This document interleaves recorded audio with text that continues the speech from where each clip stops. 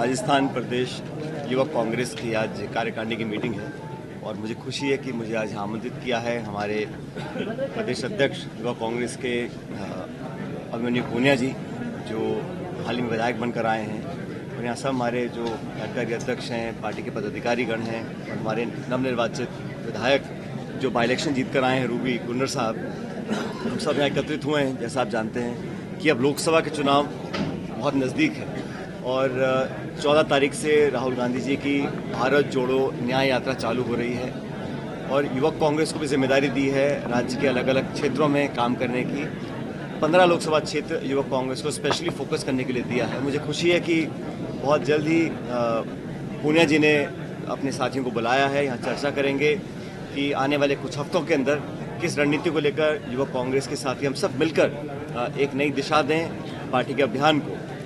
Akhil Bharatiya Congress committee लगातार बैठकें कर रही है, अलग अलग नियुक्तियां हुई हैं, प्रभारी बने हैं प्रदेश में और एआईसीसी के स्तर पर स्क्रीनिंग कमेटियां बन गई हैं। हम सबका ध्येय ये है कि जो कांग्रेस का जो एफर्ट है और इंडिया अलायंस का एफर्ट है, उसको मिलकर हम एनडीए को चुनौती दें। इंडिया अलायंस के हमारे जो साथी हैं, उनसे लगातार हमारे पार्टी के नेता बात कर रहे हैं और मुझे खुशी इस बात की है कि सभी विपक्ष की साथी पार्टियों ने मन बनाया है कि हम चुनाव मिलकर लड़ेंगे। आज जो हालात देश में हैं, हम सब जानते 10 साल से बीजेपी की सरकार है और लगातार जो जनता से जुड़े मुद्दे हैं, चाहे वो महंगाई के हैं, रोजगार के हैं, निवेश के हैं, शिक्षा के हैं, चिकित्सा के हैं, किसानों के हैं, उन सब मुद्दों से ध्यान भटकाने के लिए लगातार बीजेपी कोशिश कर रही है। और मैं ऐसा मानता हूं कि पब्लिक समझदार है। अभी जो उपचुनाव हुए उसमें भाजपा को करारी शिकस्त कांग्रेस पार्टी ने दी और उसके एक संदेश पूरे देश में गया है कि मूलभूत जो हमारे मुद्दे हैं उनसे ध्यान नहीं भटकाया जा सकता। हमारी कोशिश ये है कि हम लोकसभा की तैयारियां चालू हमने करी हैं राहुल जी की यात्रा से। वो एक ऐसी यात्रा है जो लोगों को न्याय दिलाने के लिए करने जा रहे हैं। जो भारत जोड़ो यात्रा थी, राहुल जी चले कन्याकुमारी से कश्मीर तक, उसका प्रभाव ये रहा कि आम जन में ये महसूस लोगों को हुआ कि हम जवाबदेही तय कर सकते हैं। अब ये यात्रा निकल रही है चुनाव से ठीक पहले।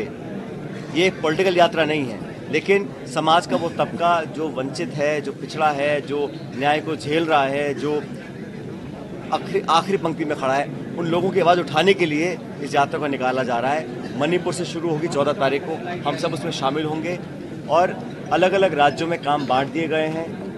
मुझे पूरा विश्वास है कि इंडिया अलायंस जब चुनाव लड़ेगा, और इस गणित को आप याद रखिए, इंडिया अलायंस पॉलिटिकल पार्टी का जो वोट है वो 2/3 वोट है। 65% वोट इंडिया अलायंस पार्टनर्स को मिला था 2019 में और 35% वोट मिला था एनडीए को।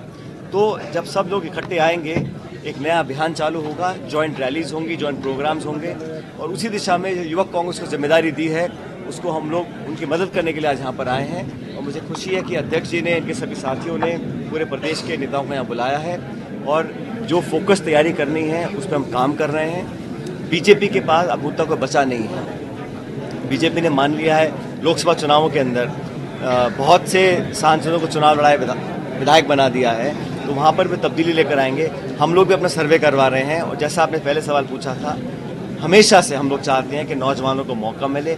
जितने भी नौजवानों को हम लोगों ने विधायक बनने का मौका दिया, जनता ने इसको पसंद किया और अच्छे बहुमत के साथ नौजवान लोगों को विधानसभा भेजा। हमारी कोशिश रहेगी कि लोकसभा के अंदर भी कोशिश रहेगी कि ज़्यादा नौजवान लोगों को मौका दिया जाए, क्योंकि देश बदलाव चाहता है, देश नौजवानों को प्राथमिकता देना चाहता है और मतदाता भी चाहता है कि नौजवान वर्ग के लोगों को आगे हम मजबूत करें। जो जीत का क्राइटेरिया है उसके अंदर जो नौजवान फिट होंगे उनको आगे बढ़ाने का काम हम सब मिलकर करेंगे। सचिन जी, 22 तारीख को राम मंदिर का बड़ा